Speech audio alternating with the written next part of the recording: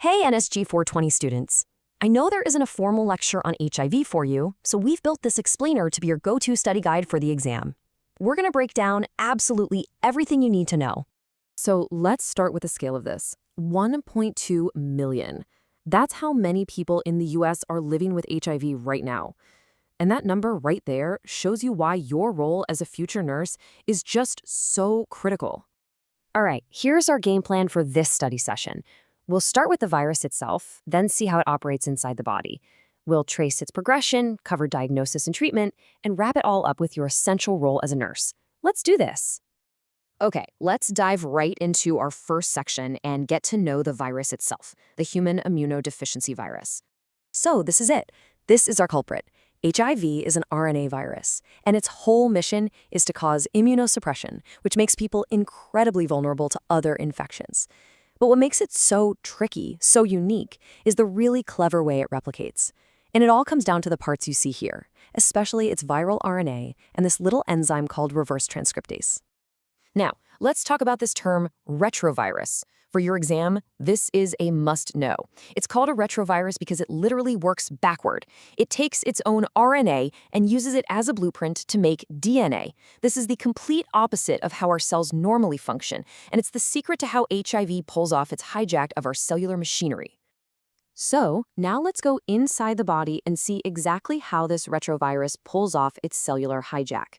This is the core pathophysiology you've really got to understand. And this diagram just illustrates the whole process perfectly. You see, HIV's #1 target is this cell right here, the CD4+ T cell. You can think of these cells as the generals of our immune system. HIV goes right after them, which is exactly why it's so devastating to our body's defenses. So here's how the heist goes down. First, the virus fuses with the CD4 cell. Then, that special enzyme, reverse transcriptase, gets to work, turning the viral RNA into viral DNA. And here's the crazy part. That new viral DNA gets integrated right into the host cell's own DNA. From that point on, the cell is tricked into just pumping out new copies of the virus, which then bud off to go infect even more cells. Okay, now that we get how it replicates, what does it actually mean for a patient over time if the infection isn't treated? This progression is so key for you to understand clinically. These two charts, they're vital for your exam. Take a look at the one on the left. See that red line, the viral load? Notice how it just spikes in the first few weeks? At the exact same time, the purple line, our CD4 count, takes a nosedive. This relationship directly maps onto the patient's journey, from that first acute infection through the long chronic phase and eventually to AIDS. This timeline really breaks down that journey. It kicks off with an acute infection, usually about 2 to 4 weeks in, where a person might just feel like they have a bad flu. This is also when they're the most infectious. After that, they can enter a long asymptomatic period. We're talking an average of 10 years without treatment. But eventually, as that CD4 count keeps dropping, symptoms come back, and the patient progresses to an AIDS diagnosis, meaning their immune system is severely compromised. So understanding those clinical stages leads us right to our next topic. How do we actually diagnose and monitor the infection? Pay close attention here, because this is all about the key lab values you'll see in practice. For your exam, you absolutely have to know the difference between these two labs. The CD4 count, that's our report card for the immune system's function. Normal is around 800 to 1200. The viral load, on the other hand, tells us how much virus is actively replicating in the blood. The goal of therapy, always, is to get that viral load down to 0, to undetectable. And here's another really key concept for testing, the window period. This is that stretch of time right after infection, usually about 3 weeks, before a test can even pick up the virus. It's the reason a patient might get a false negative, and it's why patient education and sometimes repeat testing are so important. So, how do we fight back against this whole viral hijack? Well, the answer is a game changer. It's called antiretroviral therapy, or ART. And the goals of ART are huge. It's not just about one thing. We're trying to crush that viral load, which then allows the CD4 count to bounce back. All of this helps delay the disease from progressing, prevents those awful opportunistic infections, and, this is critical, it prevents transmission to other people. This right here is one of the single most important public health messages you will ever share with your patients. U equals U. It means that when ART gets a person's viral load so low that it's undetectable, it is scientifically impossible to sexually transmit HIV to a partner. This is a life-changing, stigma-busting fact. Okay, let's tie this all together now.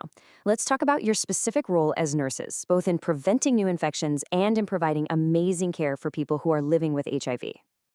You will absolutely need to know the difference between PrEP and NEP on an exam. So PrEP is pre-exposure prophylaxis. It's a daily pill for someone at high risk to prevent them from getting HIV. Think prevention. Then you have NEP, which is non-occupational post-exposure prophylaxis. That's an emergency course of ART that has to be started within 72 hours after a potential exposure to stop the virus from taking hold. Think post-incident. When you're educating patients, especially about drug use, it is so important to give clear, practical, non-judgmental advice. The core message is to never, ever share any equipment, not just needles, but cookers, straws, the whole shebang, and you should be able to point them to resources like needle and syringe exchange programs. Okay, pop quiz. This is exactly the kind of question you could see on your exam. A nurse is caring for a patient on ART. Which assessment best shows their condition is improving? Is it A, B, C, or D? Take a second and think about what we've talked about. If you picked B, you are exactly right. A decreased viral load is the #1 sign that ART is working in suppressing the virus. A decreased CD4 count would actually mean the treatment is failing, and the others would point to other complications. So really, the crucial point to take away from all this is that because of how amazing ART is, HIV has totally transformed. What was once basically a death sentence is now considered a manageable chronic illness, just like diabetes or high blood pressure. And that leaves us with one final thought to take with you into your practice. The medical treatment is one piece of the puzzle, but your role in fighting the fear and the stigma that still to this day surrounds HIV, that's just as powerful. How are you going to be the advocate your patients need? Good luck with your studies, everyone.